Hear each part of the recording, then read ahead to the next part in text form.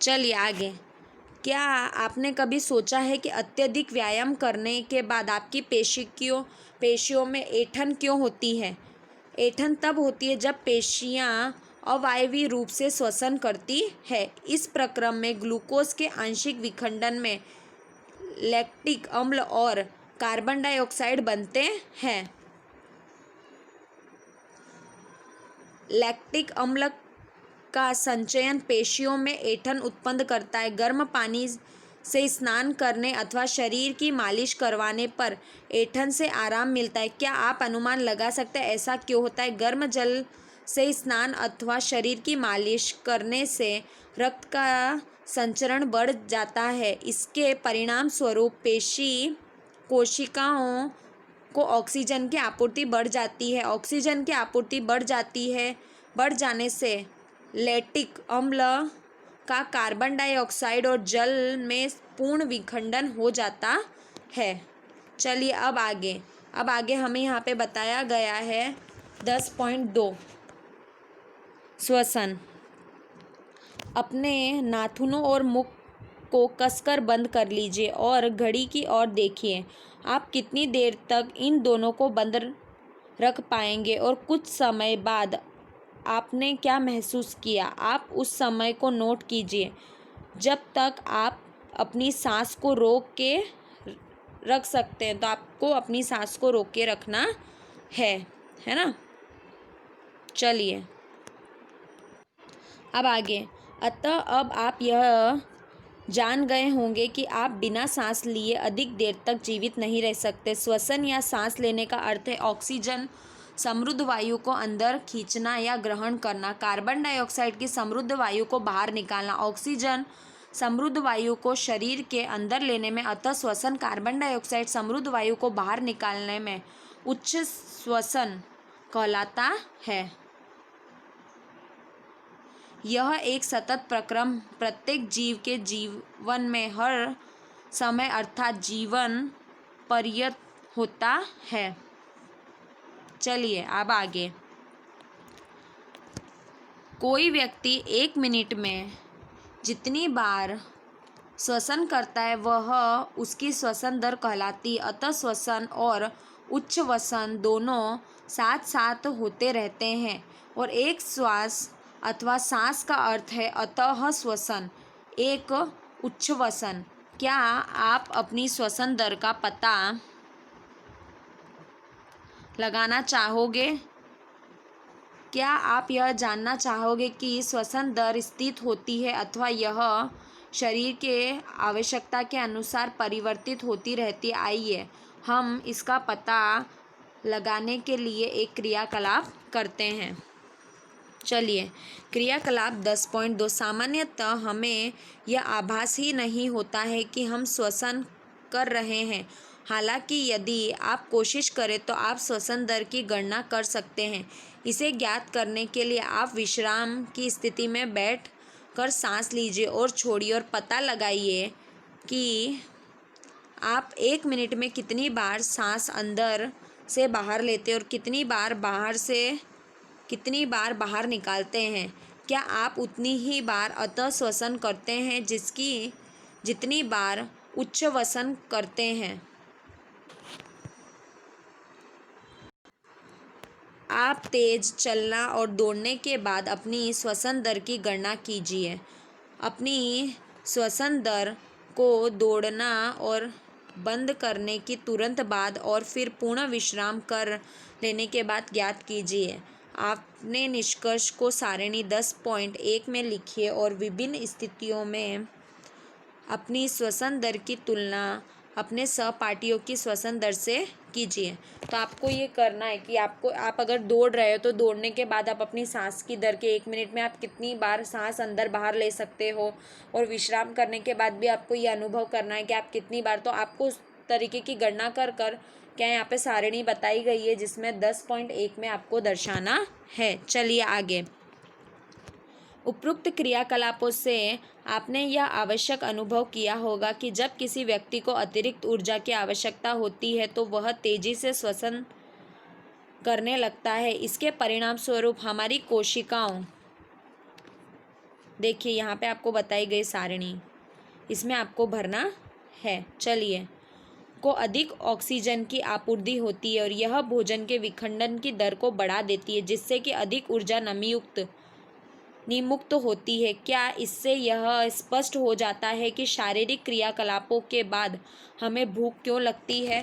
तो आप अगर कुछ काम कर रहे हो तो करने के बाद या दौड़ने के बाद आपको अचानक भूख लगने लग जाती है, तो क्या हो जाता है कि भोजन के विखंडन की दर को बढ़ा देता है, जिससे कि अधिक ऊर्जा निमुक्त हो जाती है। तो जिससे ये स्पष्ट है कि हमें भूख क्यों लगने लगती है, क्योंकि क्यों भोजन का विखंडन हो गया है। चलिए अब आगे, जब आप नींदे होते हो तो क्या आपकी श्वसन दर कम होती है? क्या आपके शरीर को पर्याप्त ऑक्सीजन मिल पाती है? चलिए आगे, क्रियाकलाप 10.3, किसी व्यक्ति द्वारा सामान्यतः दिन में किए जाने वाले विभिन्न क्रियाकलापों पर विचार कीजिए। क्या आप बता सकते हैं कि किस क्रियाकलाप में श्वसन दर सबसे कम और किस में सबसे अधिक होती है? अपने अनुभव के आधार पर चित्र 10.3 में दिए गए क्रियाकलापों को श्वसन दर की बढ़ती दर से क्रम में व्यवस्थित कीजिए। देखिए इस तरीके से, कोई काम कर रहा है, कोई सो रहा है, कोई चल रहा है, कोई पढ़ रहा है, इस तरीके से देखिए। अब 10.3, हम श्वसन कैसे लेते हैं? आइए अब हम श्वसन की क्रियाविधि जानें। सामान्यतः हम अपने नाखूनों नासा द्वारा वायु अंदर लेते हैं। जब हम वायु को अंतः श्वसन द्वारा अंदर लेते हैं तो यह हमारे नाखूनों से नासा गुहा में चली जाती है। नासा गुहा से वायु श्वसन नली से होकर फेफड़ों और फेफड़ों से जाती हुई वक्ष गुहा में स्थित हो जाती है। तो देखिए किस तरीके से हमारी जाती है। तो हम क्या करते हैं, हम सांस लेते हैं तो सांस का हमारे नासा गुहा में चला जाता है और उसके बाद में वह हमारे फेफड़ों में जाता है, फेफड़ों में जाके वक्ष गुहा में चला जाता है। देखिए इस तरीके से यहाँ पे आपको एक चित्र भी बताया गया है जो आपकी परीक्षा में पूछा जाता है, जिसमें देखिए नासा गुहा से हुआ, फिर मुख गुहा तक गया, उसके बाद में ग्रसिका तक, श्वसन नली से देखिए यहाँ पे फेफड़ों तक पहुँच गया। उसके बाद में यहाँ पे देखिए पसलियों में गया, फिर डायाफ्राम में गया। ठीक है, इस तरीके से क्रिया चलती रहती है। वक्ष गुहा पार्श्व में पसलियों से घिरी रहती है और एक बड़ी पेशीय परत को डायाफ्राम यानी मध्य पटल कहलाती है। वक्ष गुहा को आधार प्रदान करती है। शरीर में डायाफ्राम और पसलियों से बने पिंजर की गति सम्मिलित हो जाती है, अतः श्वसन के समय पसलियां ऊपर की ओर बाहर की ओर आती है और ये डायाफ्राम नीचे की ओर। देखिए यहाँ पे आपको बताया गया ना, ये पसलियां कहाँ आ रही है, ऊपर की ओर आ रही है और डायाफ्राम क्या नीचे की ओर गति दर्शाता है। यह गति हमारी वक्ष गुहा के आयतन को बढ़ा देती है। वायु फेफड़ों में आ जाती है, फेफड़ा वायु से भर जाते हैं। उच्छ्वसन के समय पसलियों के नीचे और अंदर की ओर आ जाती है, जबकि डायाफ्राम ऊपर की ओर अपनी पूर्व स्थिति में आ जाता है। इसे वक्ष गुहा का आयतन कम हो जाता है। इसी कारण वायु फेफड़ों से बाहर धकेल देती है। तो गति किस तरीके से होती है, देखिए वायु कहाँ आ जाती है, वक्ष गुहा द्वारा अपने फेफड़ों में आ जाती है, तो फेफड़ा क्या हो जाता है, पूरा भर देता है, फिर पसलियों के नीचे की ओर जाती है और जबकि डायाफ्राम ऊपर की ओर अपनी पूर्व स्थिति में आ जाता है, जिससे क्या हो जाता है, जो वक्ष गुहा का आयतन है वो क्या हो जाता है, कम कर देता है। तो जो फेफड़े होते हैं वो क्या करते हैं, वायु को कहाँ बाहर की ओर धकेलने का काम करते हैं। चलिए देखिए इस तरीके से आपको यहाँ पे बताया गया है। देखिए अब हम देखते हैं, वायु कहाँ गई, अंदर की ओर जा रही है। ठीक है, ये पसलियाँ हैं जो बाहर की ओर आती है। अब ये देखिए डायाफ्राम नीचे की ओर गति करता है, तो ये नीचे की ओर जा रहा है ना। तो वायु का अंदर की ओर जा रही है और ये पसलियाँ बाहर की ओर गति कर रही है। अब यहाँ पे देखिए दूसरी ओर हमें आकृति बताई गई है। अब वायु कहाँ और आ रही है, मतलब बाहर की ओर धकेली जा रही है, तो डायाफ्राम का ऊपर की ओर गति कर रहा है और पसलियाँ का अंदर की ओर गति कर रही है। तो इस तरीके से हमारा कार्य होता है कि वायु जब अंदर जाती है तो पसलियाँ कहाँ आती है, बाहर की ओर आती है, और डायाफ्राम नीचे की ओर जाता है। उसी तरीके से जब वायु क्या बाहर की ओर निकाली जाती है तो पसलियाँ कहाँ आती है, पसलियाँ अपने अंदर की ओर चली जाती है और डायाफ्राम कहाँ आता है, बाहर की ओर आ जाता है। तो जिस तरीके से वायु अंदर जाती है तो डायाफ्राम भी अंदर आता है और पसलियाँ कहाँ बाहर आती है। तो उसी तरीके से वायु बाहर आती है तो डायाफ्राम भी बाहर आता है और पसलियाँ अंदर की ओर जाने का काम करती है। तो इस तरीके से क्रिया हमारे शरीर में होती रहती है। चलिए अब हम आगे देखते हैं।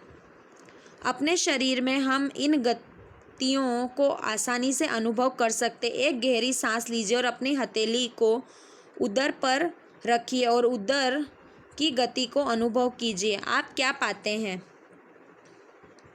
यह जान लेने के बाद कि श्वसन के दौरान वक्ष गुहा के अमाप में परिवर्तन होते हैं। बच्चे सीन फुलाने की स्पर्धा में व्यस्त हो गए हैं। प्रत्येक यह दावा कर रहा है कि वह सीने को सबसे अधिक फुला सकता है, फुला सकती। क्यों ना आप भी इस क्रियाकलाप को कक्षा में अपने सहपाठियों के साथ करें। चलिए क्रियाकलाप 10.4। एक गहरी सांस लीजिए और किसी मापन फीते से वक्ष का माप लीजिए और इस माप को सारणी 10.2 में नोट कीजिए। पुनः विस्तारित होने पर वक्ष का अमाप लीजिए। बताइए कि किस सहपाठियों ने अधिकतम विस्तार दिखाया है। हम श्वसन की क्रियाविधियों को एक सरल प्रतिरूप के द्वारा समझ सकते हैं। देखिए यहाँ पे आपको लिखना है, सारणी में दर्शाना है। चलिए अब हम आगे देखते हैं। क्रियाकलाप 10.5। प्लास्टिक की चौड़े लीजिए और इसे पैंदे को काट कर लटका दीजिए। वाई के आकार की कांच अथवा प्लास्टिक की एक नली लीजिए। बोतल के ढक्कन में एक ऐसा छिद्र कीजिए जिससे यह नली आसानी से निकल जाए। नली के शिखित सिरे पर 2 गुब्बारे लगा दीजिए और नली को चित्र 10.7 के अनुसार बोतल में लगा दीजिए।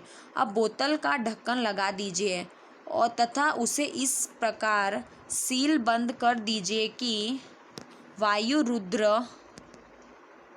हो जाए। बोतल के खुले पैंदे पर रबड़ अथवा प्लास्टिक,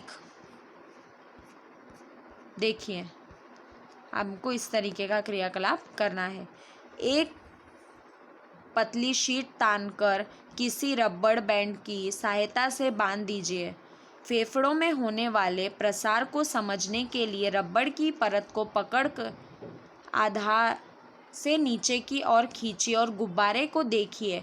इसके बाद रबड़ की परत के ऊपर की ओर धकेलिए और गुब्बारे को देखिए। क्या आपको गुब्बारे में कई परिवर्तन दिखाई देते हैं? देखिए, ठीक है। अब इस तरीके से आपने लटका दिया है और लटकाने के बाद देखिए प्लास्टिक की बोतल है, गुब्बारे हैं, तो आपने ऊपर की ओर खींचने के बाद और नीचे की ओर खींचने के बाद क्या अनुभव होता है।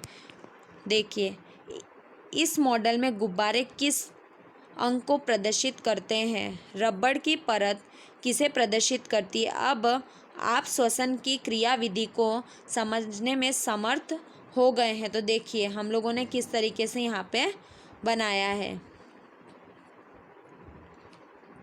चलिए आगे क्रियाकलाप 10.6। हम उच्च वसन से बाहर क्या हैं। चलिए